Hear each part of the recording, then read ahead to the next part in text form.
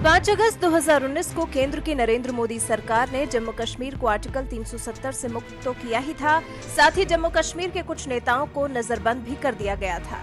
लेकिन जब उस बात को अब 1 साल से ज्यादा गुजर गया है तो फिर नेताओं को नजरबंदी से मुक्त भी किया गया, जैसे फारूक अब्दुल्ला, उमर अब्दुल्ला। लेकिन इन नेताओं ने नजरबंदी से बाहर आते ही वही अपना पुराना राग अलापना शुरू कर दिया है। जम्मू कश्मीर के पूर्व मुख्यमंत्री फारूक अब्दुल्ला का कश्मीर को लेकर यही रवैया रहा है कि कश्मीरी नागरिक खुद को भारतीय नहीं समझते हैं और वो भारतीय रहना भी नहीं चाहते हैं। नेशनल कॉन्फ्रेंस के अध्यक्ष ने रविवार को अपने विवादित बयानों का पिटारा खोलते हुए कहा कि एलएसी पर जो भी तनाव के हालात बने हैं उसका जिम्मेदार केंद्र का वो फैसला है जिसमें जम्मू कश्मीर से अनुच्छेद 370 को खत्म किया गया था।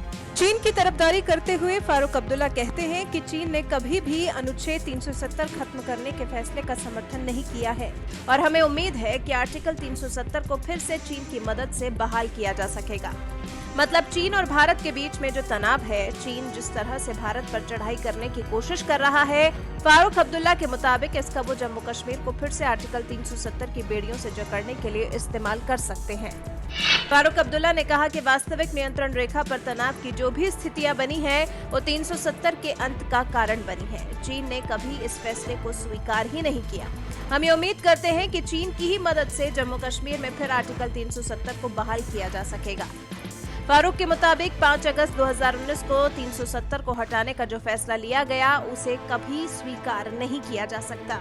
उसके बाद चीन को सिर पर चढ़ाने के लिए भारत की नरेंद्र मोदी सरकार को जिम्मेदार बताते हुए फारूक अब्दुल्ला दिखे। चीन की तरफदारी करते हुए कहते हैं कि मैंने कभी चीनी राष्ट्रपति को भारत नहीं बुलाया। पीएम नरेंद्र मोदी ही उन्हें भारत आमंत्रित करने वाले शख्स थे। उन्होंने चीनी राष्ट्रपति को झूला झुलाया और चेन्नई में उन्हें खाना खिलाने भी ले गए। सांसद होने के बावजूद संसद के सत्र के दौरान जम्मू कश्मीर की समस्याओं पर बोलने का मौका नहीं दिया गया। फारूक अब्दुल्ला फिलहाल श्रीनगर की लोकसभा सीट से सांसद हैं। वो जम्मू कश्मीर के सीएम रह चुके हैं और केंद्र सरकार के साथ भी लंबे समय तक काम कर चुके हैं। फारूक अब्दुल्ला जम्मू कश्मीर के उन शीर्ष नेताओं में से एक थे जिन्हें 370 खत्म करने के दौरान नजरबंदी में रखा गया था। फारूक अब्दुल्ला, उनके बेटे उमर अब्दुल्ला, पूर्व सीएम महबूबा मुफ्ती समेत तमाम राजनेताओं को आर्टिकल 370 को जम्मू कश्मीर से हटाने के बाद नजरबंदी में रखा गया था। शायद वजह भी यही थी जो आज फारूक अब्दुल्ला के मुंह से फूट रही है। फारूक अब्दुल्ला ने कभी कश्मीर को भारत का हिस्सा नहीं माना, भारत की अखंडता पर हमेशा वार करने की कोशिश की है। तभी उस वक्त इन नेताओं को नजरबंदी में रखा गया था।